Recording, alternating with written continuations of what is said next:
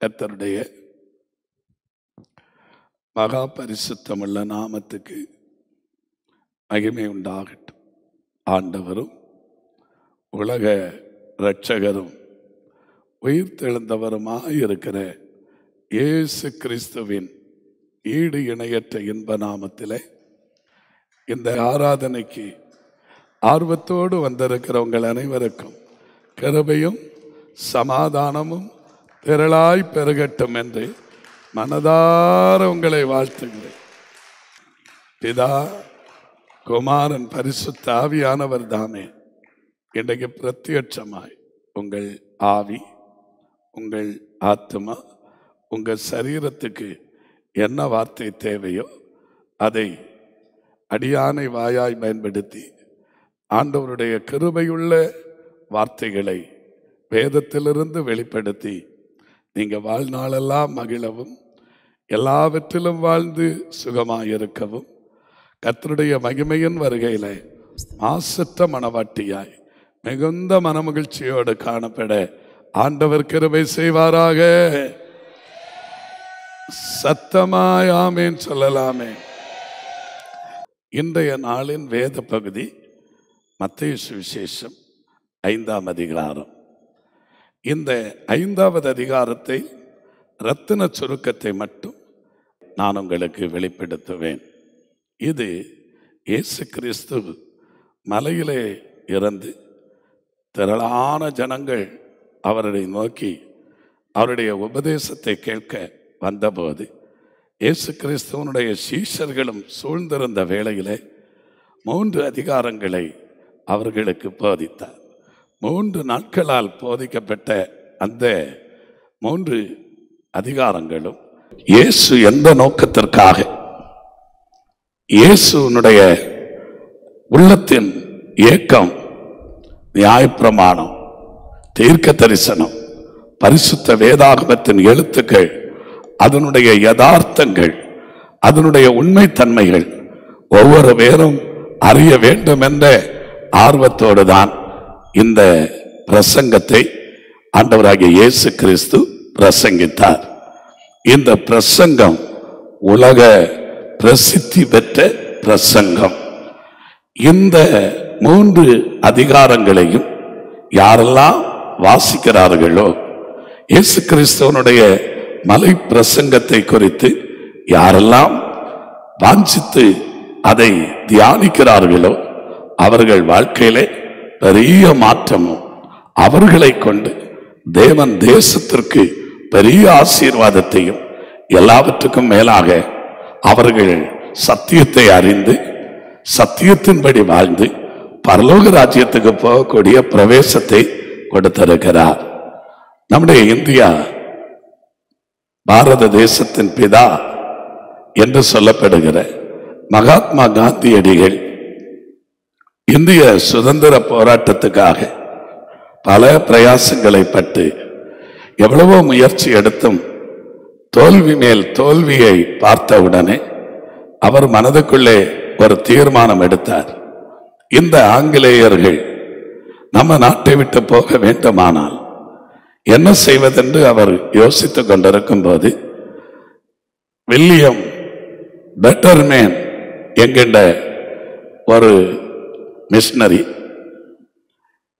அவருடைய கருத்திலே, காந்தியடிகளின் கருத்திலே ஒரு புதிய ஏற்பாட்டை கொடுத்த, புதிய ஏற்பாட்டை வாங்கின மகாத்மா காந்தி அவர்கள் மத்தேயு சுவிசேஷத்திலிருந்து வாசிக்க ஆரம்பித்த 5வது அதிகாரத்தில் இயேசு கிறிஸ்துவின் மலை பிரசங்கத்தை படித்தார். அவருக்குள்ளே தைரியம் பிறந்தது. இந்த மலை பிரசங்கத்தை வைத்து அகிம்சை, சத்தியாகிரகம், அறப்போர் என்கிற யுத்தமின்றி, கத்தியின்றி, இரத்தமின்றி ஒரு யுத்தத்தை செய்ய வேண்டும் என்ற தெளிவு இந்த வேத பகுதியிலிருந்து அவருக்கு கிடைத்தது. அதை பயன்படுத்தி அவர் சத்தியாகிரகத்தை ஆரம்பிக்க, அந்த சத்தியாகிரகத்தின் உச்சத்தில் அந்த நாட்டின் வெள்ளையர்கள் பிரிட்டிஷ்காரர்களுடைய ஆட்சியாளர்களிடத்திலே நீங்கள் நம்புகிற பரிசுத்த வேதாகமம் நான் வாசித்து அதன் அடிப்படையிலே உங்களிடத்திலே நான் சுதந்திரத்துக்காய் போராடுகிறேன் என்று சொன்னவுடனே வேத வசனத்துக்கு கீழ்ப்படிந்தவர்கள் காந்தியடிகளுடைய நல்ல எண்ணத்தை பார்த்தார்கள். அவருடைய அகிம்சையை மனதில் கொண்டு அவர் கோரியபடியே இந்தியா நாட்டிற்கு 1947 ஆண்டு ஆகஸ்ட் மாதம் 15 சுதந்திரத்தையும் கட்டளையிட்டார்கள். அப்படியானால் இந்த வேத பகுதியை வாசிக்கிற நமக்கு பிசாசின் ஆதிக்கத்திலிருந்து, அசுத்தாவியின் பிடியிலிருந்து, இந்த உலகம் அனைத்தையும் மோசம் போக்கிக் கொண்டிருக்கிற பொல்லாத சாத்தானின் பிடியிலிருந்து நிச்சயம் விடுதலை கிடைக்கும் என்கின்ற சத்தியத்தை மட்டும் உங்களுக்கு நான் சுருக்கமாய் சொல்லும்போது அதனுடைய யதார்த்தமான ஆசீர்வாதங்கள் எல்லாம் நம்மேல் வந்து வலிக்கும்.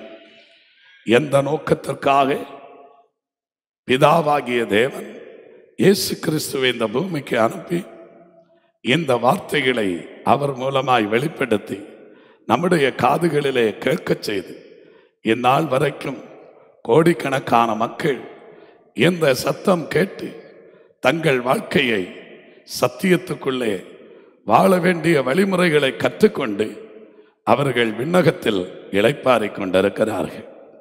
அதே பாக்கியம் நமக்கும் கர்த்தர் தருவதற்கு நீங்கள் ஜெபித்துக் கொண்டிருந்தால் நமக்கு மாத்திரமல்ல, ஒரு சபை செய்ய வேண்டிய கடமை, விசேஷமாக தோவாளை சபைக்கு தேவன் கொடுத்த தரிசனம் அகில உலகம் எங்கும் இருக்கிற ஒட்டுமொத்த ஜனங்களும் அழிவினின்று தப்பி பரலோக ராஜ்யத்துக்கு வர வேண்டும் என்பதுதான் நம்முடைய எண்ணமும் ஏக்கமும் நோக்கமும் தரிசனமுமாய் இருக்கிறது.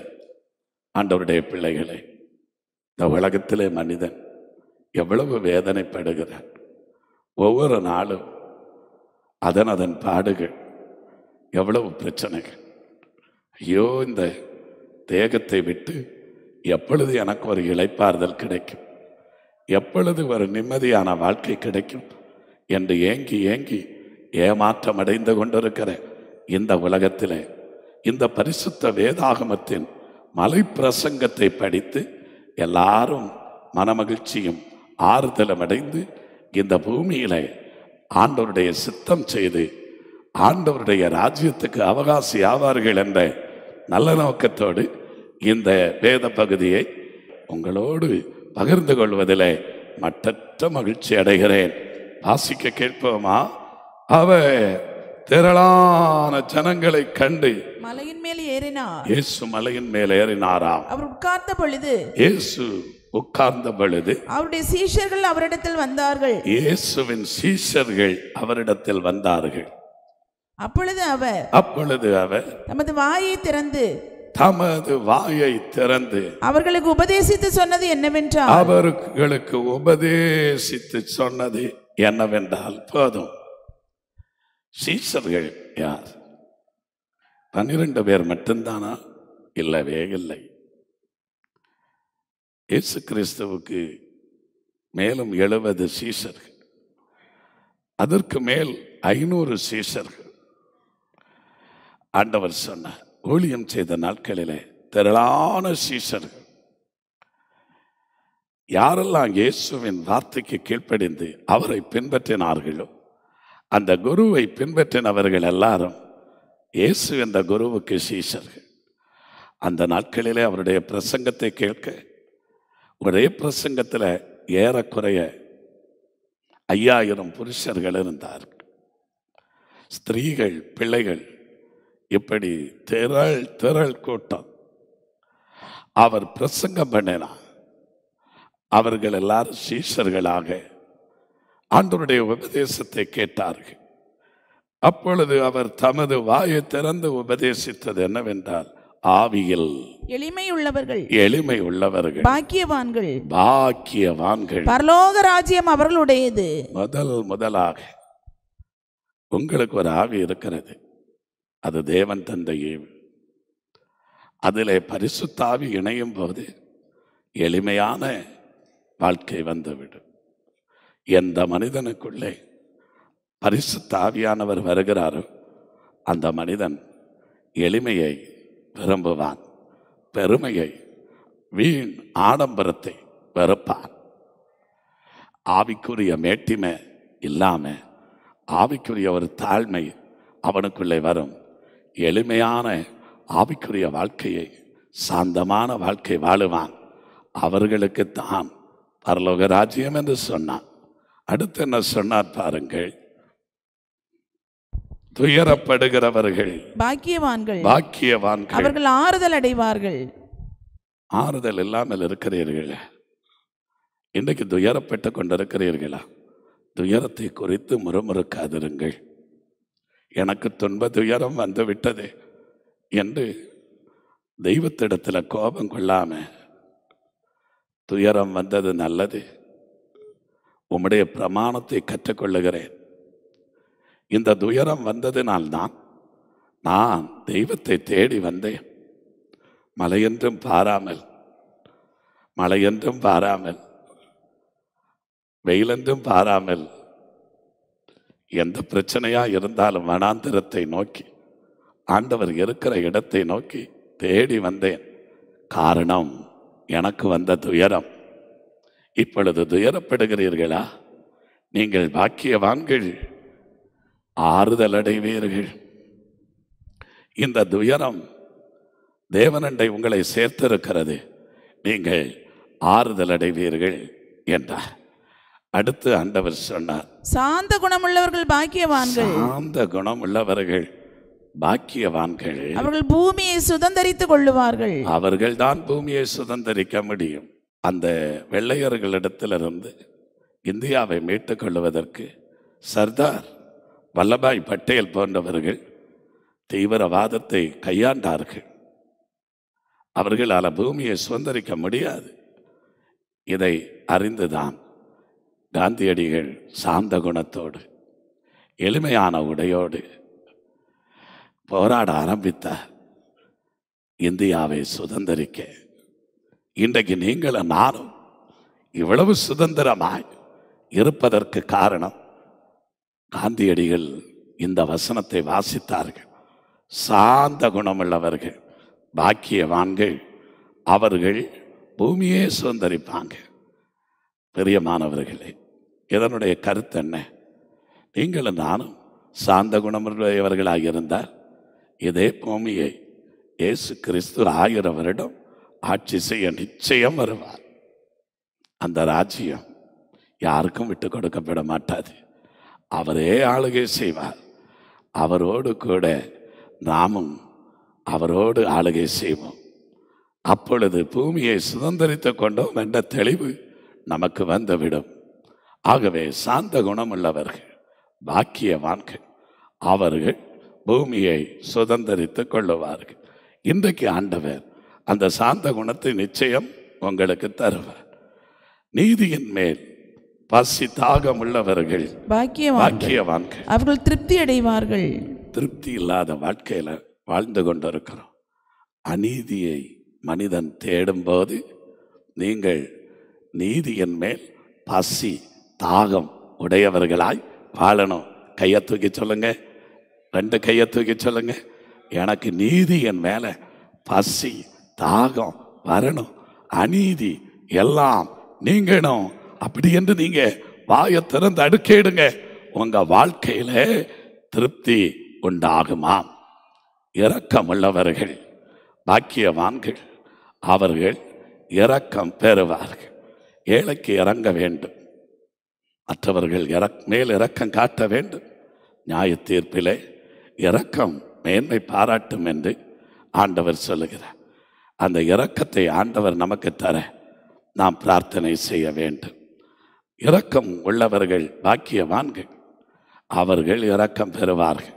இந்த உலகத்தில் அநேகரை பாக்கியவான்கள் பாக்கியவான்கள் என்று சொல்லும்போது நீங்களும் நானும் இரக்கமுடையவர்களாக இருந்தால் பாக்கியவான்கள் என்று வேதம் சொல்லுகிறது. இருதயத்தில் சுத்தமுள்ளவர்கள் பாக்கியவான்கள், அவர்கள் தேவனை தரிசிப்பார்கள். அவர்கள் தெய்வத்தை தரிசிப்பார்கள். இருதயமானது மகா கேடுள்ளது, தெருக்குள்ளது, கல்லான இருதயம், கரடுமுரடான இருதயம். அந்த இருதயம் சுத்தமாயிருக்க இன்றைக்கு அவர் நம்மை வசனம் கொண்டு சுத்திகரிக்கிறார். அவர்கள் தேவனை தரிசிப்பார்கள். இருதயத்தை ஆண்டவர் இன்றைக்கு பரிசுத்தப்படுத்துவார். இருதயத்தில் ஒரு பரிசுத்தம் கடந்து வரும். நாம் தேவனை தரிசிப்போமா? சமாதானம் பண்ணுகிறவர்கள் பாக்கியவான்கள், அவர்கள் தேவனுடைய புத்திரர் எனப்படுவார்கள். எங்கும் பிரச்சனைகள் உலகத்தில் பெருகி கொண்டிருக்கும் போது அக்கம் பக்கத்தில் எங்கே ஒரு பிரச்சனை இருக்கிறது என்றால், யா சமாதானமா போங்க, யாரோ ஒருத்தர் சண்டை வச்சிட்டு இருக்கிறாங்க, இதுல உங்களுக்கு என்ன கிடைக்கும்? பொறுத்து கொள்ளுங்க, ஒருவரை ஒருவர் மன்னித்து விடுங்க, சண்டை பண்ணாதீங்க அப்படி என்று நீங்க சமாதானம் பண்ணுறீங்களா? குடும்பத்தில் பிரிவினை, தகப்பனுக்கும் தாய்க்கும், மனைவிக்கும் புருஷனுக்கும், மாமிக்கும் மருமகளுக்கும், அண்ணனுக்கும் தம்பிக்கும், அக்காளுக்கும் தங்கச்சிக்கும், அயலகத்தாருக்கும் பிரச்சனைகள். அங்கே போய் அன்போடு சமாதானம் பண்ணுவீர்களா? நீங்கள் பாக்கியவான்களா இருப்பீர்கள். நீங்கள் தேவனுடைய புத்திரர் எனப்படுவீர்கள். நீங்கள் புத்திரர் ஆனால் சுதந்திரவாளிகளும். ஆமேன். எவ்வளவு பெரிய பாக்கியம் ஆண்டவர் நமக்கு வைத்திருக்கிறார். நீதியின் நிமித்தம் துன்பப்படுகிறவர்கள் பாக்கியவான்கள், பரலோக ராஜ்யம் அவர்களுடையது. நீதியான காரியங்களை செய்ய செய்ய நம்மை துன்பப்படுத்துகிறார்கள். கிறிஸ்தவர்கள் ஒவ்வொரு பேரும் நீதியை விரும்புகிறவர்கள். போதகர்கள் அத்தனை பேரும் அநியாயத்தை வெறுக்கிறவர்கள். ஆனால் நீதி செய்கிற நமக்கு துன்பம் வருகிறதா? ஆண்டவர் சொல்லுகிறார், பரலோக ராஜ்யம் அவர்களுக்குரியதாக இருக்குமா? எவ்வளவு பெரிய பாக்கியம்! ஆமென். நீதி செய்து துன்பப்படுகிறீங்களா? சந்தோஷப்படுங்கள் என்று ஆண்டவர் சொல்லுகிறார். 11ஆம் வசனம், உங்களை நிந்தித்து துன்பப்படுத்தி பலவித தீமையான மொழிகளையும் பொய்யாய் உங்கள் பேரில் பொய்யாய் சொல்வார்களானால் பாக்கியவான்களாயிருப்பீர்கள்.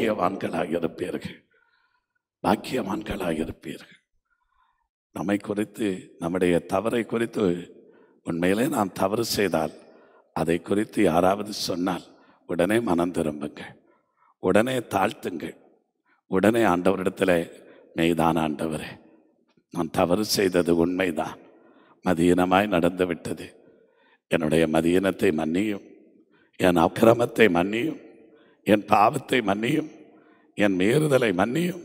அப்படி என்று நாம் கதறினால் போதுமாம், கர்த்தர் நமக்கு கருணை காட்டி விடுவார். உடனே அவர் இரக்கம் செய்து விடுவார்.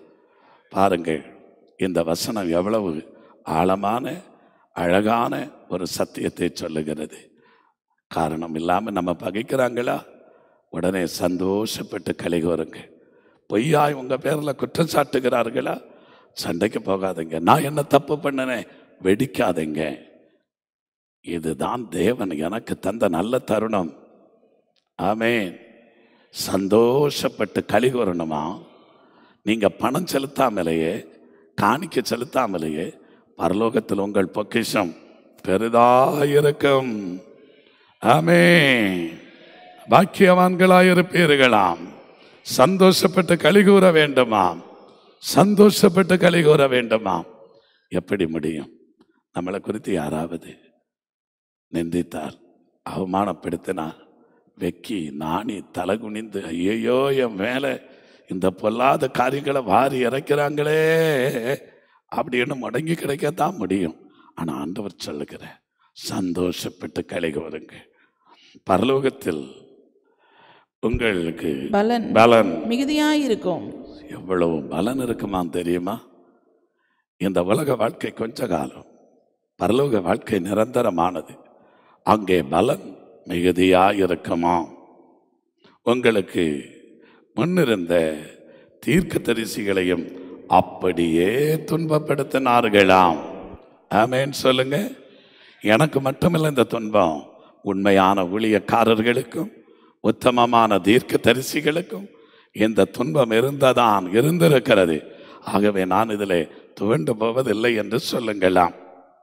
அடுத்த ஆண்டவர் சொல்லுகிறார், நீங்கள் பூமிக்கு உப்பாயிருக்கிறீர்கள். உப்பானது சாரமற்று போனால். எவ்வளவு நல்ல வார்த்தை பாருங்க. நீங்கள் பூமிக்கு உப்பாயிருக்கிறீர்கள். உப்பானது சாரமற்று போனால் எதனால் சாரமாக்கப்படும்? வெளியே கொட்டப்படுவதற்கும் மனுஷரால் மிதிக்கப்படுவதற்குமே ஒளிய வேறு ஒன்றுக்கும் உதவாது. வேற ஒன்றுக்கும் உதவாது. உப்பில்லா பண்டம் குப்பையிலே. நீங்களும் நானும் இல்லை என்றால் இந்த உலகம் குப்பையிலே. இந்த உலகம் அழியாமல் இருப்பதற்கு ஒரே ஒரு காரணம், பரிசுத்தவான்கள். ஆண்டவர் ஆபிரகாமை பார்த்து சொன்னார், 10 நீதிமான் இருந்தால் பட்டணத்தை அழிக்க மாட்டேன். அதே போல பல நீதிமான்கள் உப்பா இருக்கிறதுனால இந்த உலகம் குப்பைக்கு போகாம இருக்குது. கொஞ்சம் பரிசுத்தவான்கள் நீதி செய்து அநீதி செய்யாம, தானியேல் போல தவறாம ஜெபித்து நீதிகேடு செய்யாம, ராஜாவே உமக்கும் தெய்வத்துக்கும் நான் நீதிகேடு செய்யவில்லை. கிறிஸ்தவர்கள் இந்த நாட்டில் இருக்கிற ராஜாக்கள், அதிகாரிகளுக்கு, ஜனங்களுக்கு, பிரஜைகளுக்கு, நம்மை உண்டாக்கின தெய்வத்துக்கு நீதிகேடு செய்யவே கூடாது. ஆண்டவர் நம்மிடத்தில் எதிர்பார்க்கிற ஒரு முக்கியமான காரியம், நீங்களும் நானும் பூமிக்கு உப்பாய் இருக்கிறீர்கள். உப்பு பொருட்களை கெட்டு போகாமல் பாதுகாக்கும். உலகம் கெட்டு போகாமல் நீங்களும் நானும் உப்பாய் இருக்கிறோம்.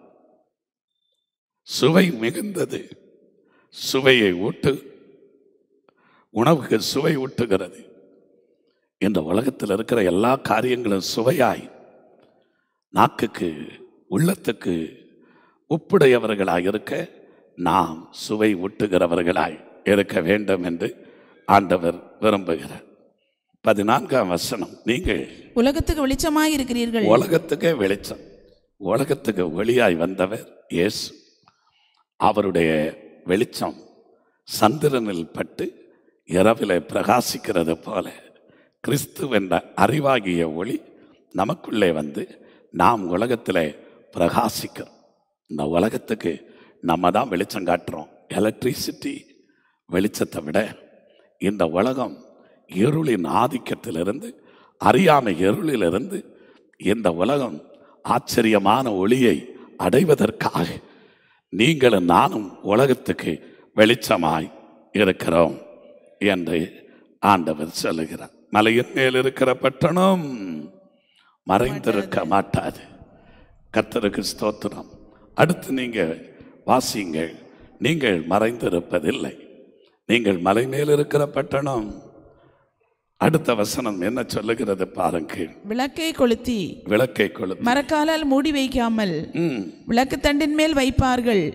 அப்பொழுது அது வீட்டிலுள்ள யாவருக்கும் வெளிச்சம் கொடுக்கும். வெளிச்சம் கொடுக்கும்.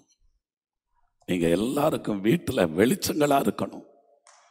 உங்க குடும்பத்துல நீங்க தான், உங்க குடும்பத்தை நேர்த்தியா நடத்துகிறது நீங்க தான். உங்க குடும்பத்தார் சொல்லணும், அந்த குடும்பத்துல இவன் ரட்சிக்கப்பட்டது தான் அந்த குடும்பத்தின் ஆசீர்வாதம். இவன் ஊழியக்காரனாய் மிஷனரியாய் எழும்பினது தான் அந்த குடும்பத்தினுடைய தரித்திரம் நீங்க காரணம். இவன் அந்த குடும்பத்தில் ஒரு உண்மையுள்ள பக்தியுள்ள மனிதனாய் எழும்பினது தான் முழு குடும்பமும் பக்தி மார்க்கத்துக்கு வந்தது. தொன்மார்க்கமாய் இருந்தவர்கள், அடிதடி பண்ணி கொண்டிருந்தவர்கள், கட்ட பஞ்சாயத்து பண்ணி கொண்டிருந்தவர்கள், ஒரு காலகட்டத்தில் இவர்களைப் போல ஏமாற்றுக்காரர்கள், ஃப்ராடு குடும்பம் எதுவுமே இல்லைன்னு உலகமே அறியும். ஆனால் இவர் ஊழியத்தில் வந்தா முழு குடும்பமும் வெளிச்சமாய் மாறிட்டு. அப்படிப்பட்ட உணர்வு உங்களுக்குள்ளே வருகிறதா? இன்றைக்கே தீர்மானம் எடுங்கள், நீங்கள் தான் தேசத்துக்கு வெளிச்சங்க. உங்கள் வீடுகளுக்கு நீங்கள் தான் அடையாளங்கள். அடுத்து இவ்விதமாய் மனுஷர் உங்கள் நற்கிரியைகளை கண்டு பரலோகத்தில் இருக்கிற உங்கள் பிதாவை மகிமைப்படுத்தும்படி உங்கள் வெளிச்சம் அவர்கள் முன்பாக பிரகாசிக்க கடவது. ஆமென், ஆமென். இது நிச்சயம் நிறைவேறும். எனக்கு இந்த வசனம் ரொம்ப பிடிச்ச வசனம். ஆண்டவர் நம்மை படைத்தது நற்கிரியைகளை செய்வதற்கு. மனுஷர் நம்முடைய நல்ல கிரியைகளை பார்க்கணும். நற்கிரியை செய்வதற்கு தேவனால் நாம் சிருஷ்டிக்கப்பட்டிருக்கிறோம் என்று எபேசியர் 2:8 வாசிக்கிறோம் அல்லவா? அன்பு பிள்ளைகளே, எனக்கு அநேக வசனங்களை சொல்லி சொல்லி உங்களுக்கு விளக்கங்களை வெளிப்படுத்த ஆசை உண்டு. ஆனால் நேரம்தான் இல்லை. வேகமாய் நான் ஓடி இந்த வார்த்தைகளை முடிக்க விரும்புகிறேன். ஆகவே நீங்கள் பிரகாசிக்கணும். இன்றைக்கு கர்த்தர் உங்களை பிரகாசிப்பிப்பார். எழும்பி பிரகாசி, உன் ஒளி வந்தது, கர்த்தருடைய மகிமை உன்மேல் உதித்தது என்று ஏசாயா 60:1 வாசிக்கும். ஏதோ இருள் பூமியையும் காரிருள் ஜனங்களையும் மூடும், ஆனாலும் வாக்குத்தத்தம் கர்த்தர் உன்மேல் உதிப்பார். அவருடைய மகிமை உன்மேல் காணப்படும். இந்த ஆண்டில் ஆலயத்தில் வந்திருக்கிற ஆண்டவருடைய பிள்ளைகளே, ஒவ்வொரு பேர் மேல கர்த்தர் உதிக்கிறதே, தேவனுடைய மகிமை உங்க மேல காணப்படுகிறதே, அநேகர் கண்டுகொள்ளுவார்கள். கர்த்தர் உங்களோடு இருக்கிறதே, கர்த்தருடைய ஒளி உங்களுக்குள்ளே வருவதை அநேகர் காண்பார்கள். உலகத்து மக்கள் ஒளியை தேடி தேடி எங்கெங்கோ ஓடி ஓடி ஏமாற்றம் அடையும் போது உங்களை ஒளியாக வைத்திருக்கிற உயிருள்ள தெய்வம் உங்களை தேடி உங்களுக்கு ஒளியை கொடுக்க அவர் வந்திருக்கிறார். அவரை விசுவாசிக்கிறவர்கள் ஒளியை அடைந்திருப்பார்கள். வாயை திறந்து இன்னைக்கு நீங்க விசுவாசத்தோடு அறிக்கையிடுங்கள். அந்த ஒளி உங்களுக்குள்ளே வந்து நிலைத்திருக்கும். அது உங்களுக்கு பெரிய ஆசீர்வாதத்தை கொண்டு வரும். நியாயப்பிரமாணத்தை ஆகிலும் தீர்க்க தரிசனத்தை ஆகிலும் அழிக்கிறதற்கு வந்தேன் என்று எண்ணிக்கொள்ளாதீங்கள். அழிக்கிறதற்கல்ல, நிறைவேற்றுகிறதற்கே வந்தேன். வானமும் பூமியும் ஒளிந்து போனாலும் நியாயப்பிரமாணத்தில் உள்ளதெல்லாம் நிறைவேறும் அளவும் அதில் ஒரு சிறு எழுத்தாகிலும் ஒரு எழுத்தின் உறுப்பாகிலும் ஒளிந்து போகாது என்று மெய்யாகவே உங்களுக்கு சொல்லுகிறேன். ஆதி நூற்றாண்டிலே யோவேல் தீர்க்க தரிசன புஸ்தகம் நிறைவேறின அப்போஸ்தல நாட்களிலே பேதுரு சொன்ன, ஏன் ஆச்சரியப்படுறீங்க? மக்கள் எல்லாரும் தேவனை புகழுகிறார்கள், அந்நிய பாஷை பேசுகிறார்கள், உங்களுக்கு ஆச்சரியமா இருக்குது. இது ஒன்றும் புதுமை அல்ல. இது யோவேலில் சொல்லப்பட்டது நிறைவேறுது. அது இன்றைக்கு வரைக்கும் நடந்துட்டு இருக்குது. அப்படியானால் இயேசு சொல்லுகிறார், நியாயப்பிரமாணத்திலும் தீர்க்க தரிசனத்தில் உள்ள எழுத்தாகிலும் எழுத்தின் உறுப்பாகிலும் அழியாது, நிறைவேறும். அதுதான் பின்மாறி. அதுக்காகத்தான் நான் ஏங்கிக் கொண்டிருக்கிறோம். அதற்காகத்தான் எதிர்பார்த்து காத்திருக்கிறோம். அந்த பின்மாறி பரிசுத்த ஆவியின் மழை பொழியும். பரிசுத்த வேதாகமத்தில் இருக்கிற ஒட்டுமொத்த தீர்க்க தரிசனங்களும் நிறைவேறும். அது நிறைவேறுகிற காலத்தில் நாம் வந்து விட்டோம். அது நிறைவேறியே ஆகும். ஆகையால் இந்த கற்பனைகள் எல்லாவற்றிலும் சிறிதானதொன்றையாகிலும் மீறி அவ்விதமாய் மனுஷனுக்கு போதிக்கிறவன் பரலோக ராஜ்யத்தில் எல்லாரிலும் சிறியவன் எனப்படுவான். எவ்வளவு பெரிய வேதனை! ஆகவே ஆண்டவர் சொல்லுகிறார், இவைகளை கை கொண்டு போதிக்கிறவனோ பரலோக ராஜ்யத்தில் பெரியவன் எனப்படுவான். என் ஆசையெல்லாம் அப்படித்தான். ஆண்டவருடைய வசனத்தை கை கொண்டு அப்படி போதிக்கணும். ஏதோ ஒரு வசனம், 4 வசனம், 50 வசனம் மனப்பாடம் பண்ணி நல்லது தான். அதில் வைத்து வாழ்க்கையை ஓட்டுறது சிலருக்கு அதுதான் பிரியம். ஆனால் நமக்கு அப்படி இருக்கக்கூடாது. சகல சத்தியத்திலும் ஜனங்களை நடத்தணும். 2 கையை தூக்கி சொல்லுங்க. பரிசுத்த ஆவியானவர் வரும்போது சகல சத்தியத்தில், வேத சத்தியம் ஒவ்வொரு நாளும் அதிகாலையில் நாங்கள் விளக்கி காட்டிக்கொண்டே வர ஆண்டவர் கிருபை செய்து வருகிறார். இன்னும் அதிகமானதை, இதிலும் பெரிதானதை நீங்கள் கேட்கிறதற்கு ஆண்டவரை நோக்கி ஜெபிக்கணும். ஆண்டவரே, வேதத்தில் உள்ள ரகசியங்கள் எல்லாம் எங்களுக்கு கற்றுத்தர ஊழியக்காரரை வாயாய் பயன்படுத்தும். அப்படி என்று ஜெபியுங்கள். நிச்சயம் நிச்சயம் இவைகள் நிறைவேறும். பரலோக ராஜ்யத்தில் பெரியவன் எனப்படுவான். வேத பாரகர், பரிசேயர் என்பவர்களுடைய நீதியிலும் உங்கள் நீதி அதிகமாயிராவிட்டால் பரலோக ராஜ்யத்தில் பிரவேசிக்க மாட்டீர்கள் என்று உங்களுக்கு சொல்லுகிறேன். பாருங்க, வேத பாரகர்கள், பரிசேயர்கள். பரிசேய சித்தாந்தம் உயிர்த்தெழுதல் உண்டென்று சொல்லுகிறவர்கள். வேத பாரகர்கள் வேதத்தை ஆராய்ந்து ஆராய்ந்து அதன் அடிப்படையிலே வாழுகிறவர்களை விட நம்முடைய நீதி அதிகமாக இருக்க வேண்டும் என்று ஆண்டவர் எதிர்பார்க்கிறார். கொலை செய்யாதிருப்பாயாக என்றும் கொலை செய்கிறவன் நியாய தீர்ப்புக்கு ஏதுவாய் இருப்பான் என்பதும் பூர்வத்தாருக்கு உரைக்கப்பட்டதென்று கேள்விப்பட்டிருக்கிறீர்களே. நான் உங்களுக்கு சொல்லுகிறேன், தன் சகோதரனை நியாயமில்லாமல் கோபித்துக் கொள்ளுகிறவன் நியாய தீர்ப்புக்கு ஏதுவாயிருப்பான். தன் சகோதரனை வீணன் என்று சொல்லுகிறவன் ஆலோசனை சங்கத்திற்கு ஏதுவாயிருப்பான். மூடனே என்று சொல்லுகிறவன் எரி நரகத்துக்கு ஏதுவாயிருப்பான். உங்க சகோதரர்களை கண்ணா பின்னான்னு திட்டாதங்க. உங்க சகோதரர்கள் மேலெரிச்சல் அடையாதிருக்கு, அவர்களை தூற்றி தெரியாதிருங்க. நாம் எல்லாம் சகோதரர்கள். நாம் ஒருவரை ஒருவர் பகைக்க கூடாதென்று, அப்படி பகைத்தால் எரிநரகம் வரும் என்று ஆண்டவர் எச்சரிக்கிறார். ஆகையால் நீ பலிபீடத்தில் உன் காணிக்கையை செலுத்த வந்து உன் பேரில் உன் சகோதரனுக்கு குறையுண்டென்று அங்கே நினைவு கூறுவாயாகில், அங்கேதானே பலிபீடத்தின் முன் உன் காணிக்கையை வைத்து விட்டு போய் முன்பு உன் சகோதரனுடைய ஒப்புரவாகி பின்பு வந்து உன் காணிக்கையை செலுத்து. காணிக்கை கொடுத்தேன் சகோதரனிடத்தில் சண்டையா இருக்கிறேன், அது அங்கீகரிக்கப்பட மாட்டாது. ஒப்புரவாகுங்க. கரத்தை பிடிச்சு அல்லது ஒரு ஃபோன் மூலமாக அல்லது ஏதோ ஒரு லெட்டர் மூலமாக ஒரு மெசேஜ் அனுப்பி மன்னித்து கொள்ளுங்கள் என்று சொல்லுங்கள். ஆண்டவரிடத்தில் உங்களுக்கு இரக்கம் உண்டு. காணிக்கை செலுத்துவதற்கு முன்னே இந்த காரியத்தை செய்ய வேண்டும் என்று கர்த்தர் எதிர்பார்க்கிறாராம். எதிராளி உன்னை நியாயாதிபதியினிடத்தில் ஒப்புக்கொடாமலும் நியாயாதிபதி உன்னை சேவகனிடத்தில் ஒப்புக்கொடாமலும் நீ சிறைச்சாலையில் வைக்கப்படாமலும் இருக்கிறதுபடியாக நீ உன் எதிராளியோடு வழியில் இருக்கும் போதே சீக்கிரமாய் அவனோட நல்மனம் பொருந்து. எதிராளி கிட்ட கூட சண்டைக்கு, வழக்குக்கு, வாக்குவாதத்துக்கு போகாம நல்மனம் பொருந்து என்று ஆண்டவர் சொல்லுகிறார். பொருந்தாவிட்டால் நீ ஒரு காசும் குறைவின்றி கொடுத்து தீர்க்க மட்டும் அவ்விடத்திலிருந்து புறப்பட மாட்டாய் என்று மெய்யாகவே உனக்கு சொல்லுகிறேன்.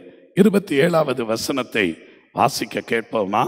விபச்சாரம் செய்யாதிருப்பாயாக என்பது பூர்வத்தோருக்கு உரைக்கப்பட்டதென்று கேள்விப்பட்டிருக்கிறீர்கள். நான் உங்களுக்கு சொல்லுகிறேன், ஒரு ஸ்திரீயை இச்சையோடு பார்க்கிற எவனும் தன் இருதயத்தில் அவளோட விபச்சாரம் செய்தாயிற்று. இச்சையின் ஆவியை தூண்டுகிற அந்த பொல்லாத ஆவியை இன்றைக்கே தூக்கி வீசி விடுங்க.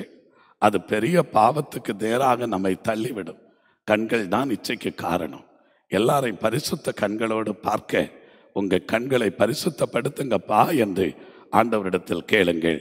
உன் வலது கண் உனக்கு இடரல் உண்டாக்கினால் அதை பிடுங்கி எறிந்து போடு. உன் சரீரம் முழுவதும் நரகத்தில் தள்ளப்படுவதை பார்க்கிலும் உன் அவயவங்களில் ஒன்று கெட்டுப்போவது உனக்கு நலமாயிருக்கும். உன் வலது கை உனக்கு இடரல் உண்டாக்கினால் அதை தரித்து எறிந்து போடு. உன் சரீரம் முழுவதும் நரகத்தில் தள்ளப்படுவதை பார்க்கிலும் உன் அவயவங்களில் ஒன்று கெட்டுப்போவது உனக்கு நலமாயிருக்கும். எதெல்லாம் நமக்கு வலங்கையா இருந்தாலும் அவங்க இடரல் உண்டாக்கிட்டு இருக்கிறாங்களா? நமக்கு தொந்தரவு பண்ணிட்டு இருக்கிறாங்களா? கண் போன்றவர்கள், வலக்கரம் போன்றவர்கள் அப்படி இருந்தா கூட நம்ம பரலோகத்துக்கு போறதுக்கு நமக்கு தடையா நம்மளை திசை திருப்பிட்டு இருக்கிறாங்கன்னா கட் பண்ணிடுங்க. அப்படின்னா கையே இல்லை, கண்ணையும் அல்ல. கண் போன்றவர்களானாலும் கரம் போன்றவர்களானாலும் அவர்களோடுள்ள தொடர்பை விட்டுவிடுங்கள். பரியாசக்காரர்களோடு உட்கார்ந்து பாதகத்துக்கு ஆளாகி விடாதிருங்கள் என்று ஆண்டவர் சொல்லுகிறார். அடுத்து சொல்லப்பட்டிருக்கிறது, தன் மனைவியை தள்ளிவிடுகிற எவனும் தள்ளுதற் சீட்டை அவளுக்கு கொடுக்க கடவன் என்று உரைக்கப்பட்டது. நான் உங்களுக்கு சொல்லுகிறேன், வேசித்தன முகாந்திரத்தினால் ஒழிய தன் மனைவியை தள்ளிவிடவே கூடாது என்று ஆண்டவர் சொல்லுகிறார். எத்தனை பேர் இன்றைக்கு துணிகரமாய் தன் பிள்ளைகளுக்கு விவாகம் செய்துவிட்டு பெற்றோரே அந்த பிள்ளைகளை துரத்தி விடுவதற்கு துணிகரம் கொள்ளுகிறார்கள். எவ்வளவு பெரிய பாவம்! அந்த பிள்ளைகளை பிரிக்கிறதுக்கு பெற்றோர் துணையாய் நிற்கிறார்கள். நியாய தீர்ப்பிலே பெரிய தண்டனை வந்துவிடும், பெரிய தண்டனை வந்துவிடும். ஜாக்கிரதையாய் இருந்து மனம் திரும்ப வேண்டும் என்று ஆண்டவர் எச்சரிக்கிறார். ஆண்டவருடைய பிள்ளைகளை கல்யாணத்துக்கு முன்னே எவ்வளவு முறை வேண்டும் என்றாலும் ஆலோசியுங்கள், எவ்வளவு வேண்டுமானாலும் விசாரியுங்கள், ஆண்டவரிடத்தில் கேளுங்கள். ஆண்டவரே, இந்த கல்யாணம் கர்த்தருக்கு சித்தமானால் இது கைகூடி வரட்டும் என்று பிரார்த்தனை செய்யுங்கள். கல்யாணம் நடந்ததற்கு பிற்பாடு உயிரோடு இருக்கிறது வரைக்கும் விபச்சார பாவம் செய்தால் மட்டும்தான் பிரிக்கலாம், மற்றபடி பிரிக்க கூடாது என்று பரிசுத்த வேதம் எச்சரிப்பு விடுகிறது. அன்றியும் பொய் ஆணை இடாமல் உன் ஆணைகளை கர்த்தருக்கு முன்னிலையில் செலுத்துவாயாக என்று பூர்வத்தாருக்கு உரைக்கப்பட்டது கேள்விப்பட்டு நான் உங்களுக்கு சொல்லுகிறேன், பரிசேதம் சத்தியம் பண்ண வேண்டாம், வானத்தின் பேரில் சத்தியம் பண்ண வேண்டாம், அது தேவனுடைய சிங்காசனம். பூமியின் பேரிலும் சத்தியம் பண்ண வேண்டாம், அது அவருடைய பாதபிடி.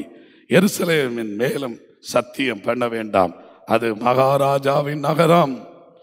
உன் சிரசின் மேலும் சத்தியம் பண்ண வேண்டாம், அதன் ஒரு மயிரையாவது வெண்மையாக்கவும் கருப்பாக்கவும் ஒன்னால கூடாது. எவ்வளவு டை அடிச்சாலும் அடுத்து சாயம் வெளுக்கும், நம்மால முடியாது.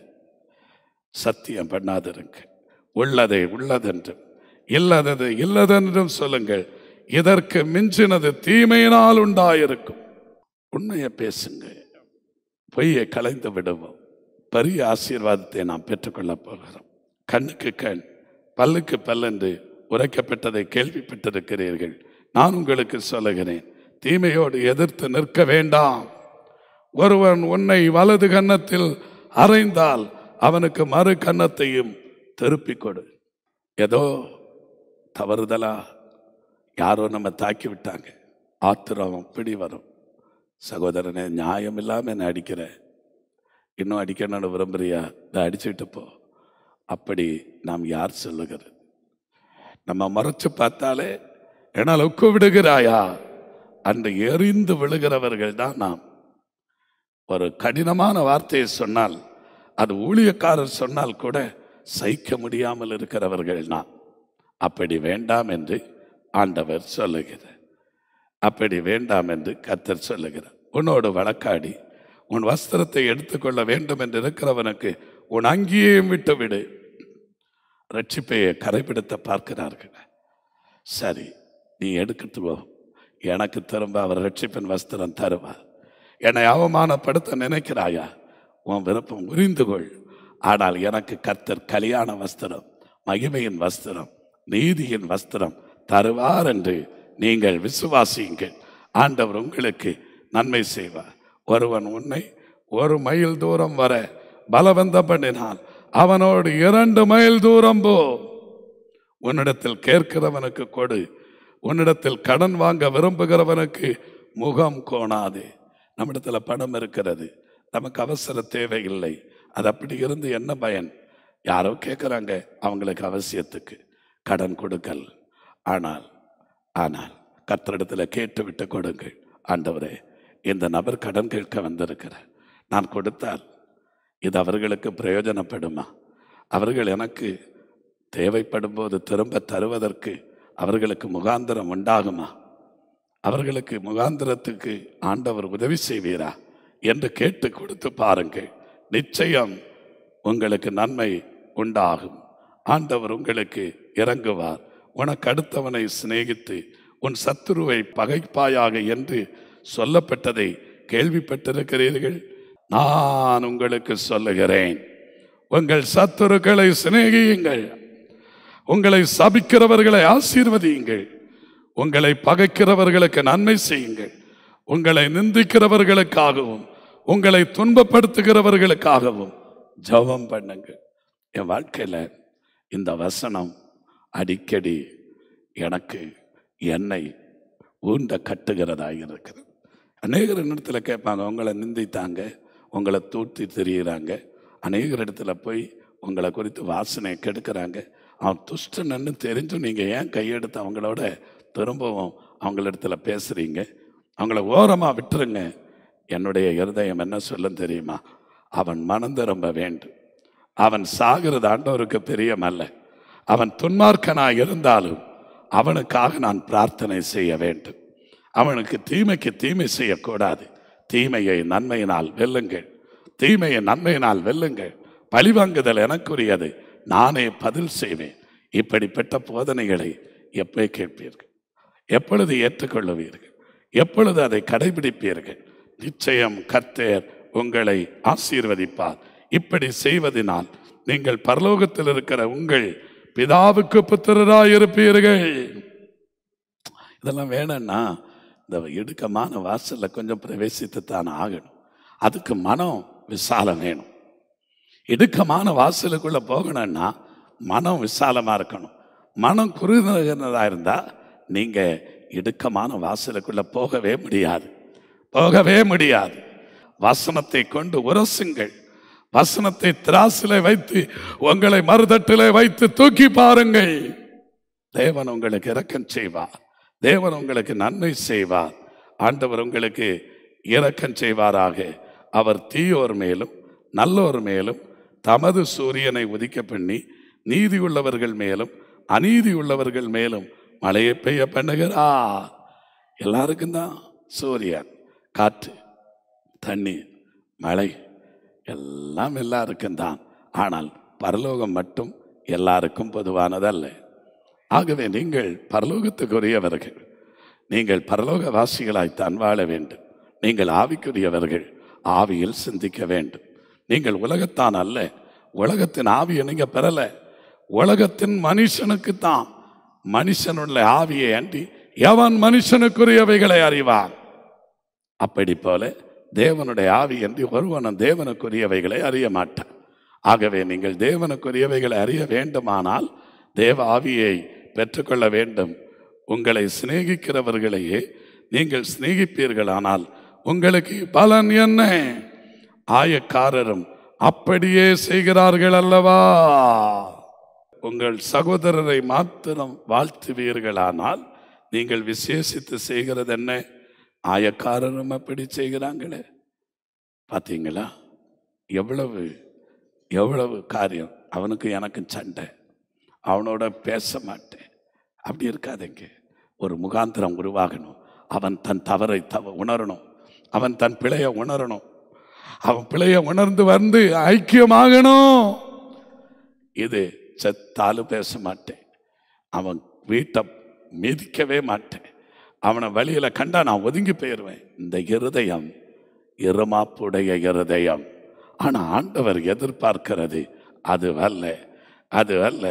ஆகையால் பரலோகத்தில் இருக்கிற உங்கள் பிதா பூரண சற்குணராய் இருக்கிறது போல நீங்களும் பூரண சற்குணராய் இருக்க கடவீர்கள். எத்தனை பேருக்கு இது வேணும்? ஆண்டவருடைய சன்னிதானத்திலே வாருங்கள். அவருடைய சமூகத்திலே வந்து, ஆண்டவரே, என் தகப்பனே, இன்றைக்கு எங்களோட பேசின நல்வார்த்தைக்காக ஸ்தோத்திரம் என்று சொல்லுங்க. ஹல்லேலூயா, ஹல்லேலூயா. இந்த வார்த்தைகளை என் வாழ்க்கையில கடைபிடிக்க திரும்ப திரும்ப இதை வாசித்து தியானித்து இவைகளை நான் நடைமுறைப்படுத்த ஆண்டவர் எனக்கு கிருபை செய்யும். இது ஒரு மனிதன் பேசின வார்த்தை அல்ல. வானத்தையும் பூமியை உண்டாக்கின தெய்வம் நம்மோடு பேசின வார்த்தை. இந்த வார்த்தை உண்மையுள்ளது. இந்த வார்த்தைக்குள்ளே ஜீவன் இருக்கிறது. இந்த வார்த்தை உங்களை உயர்த்தும். சாட்சியாய் வாழுங்க. அநேகரை நீதிக்குட்படுத்துங்கள். அநேகர் ஆசீர்வதிக்கப்படட்டும். உங்கள் நிமித்தம் அநேகர் ஆசீர்வதிக்கப்படட்டும். எது வரைக்கும் இருதயத்தை கடினப்படுத்துவீர்கள்? எது வரைக்கும் உங்க மனதை அப்படி கல்லாக மாற்றுவீர்கள்? இன்றைக்கு விட்டு கொடுங்க. ஆண்டவரே, இந்த வார்த்தையின்படியே என்னோடு பேசினதற்காய் ஸ்தோத்திரம் என்று சொல்லுங்க. உங்க வலது கரத்தை பரலோக தேவனுக்கு நேராய் உயர்த்தி ஆண்டவருக்கு ஸ்தோத்திரம் சொல்லுங்க.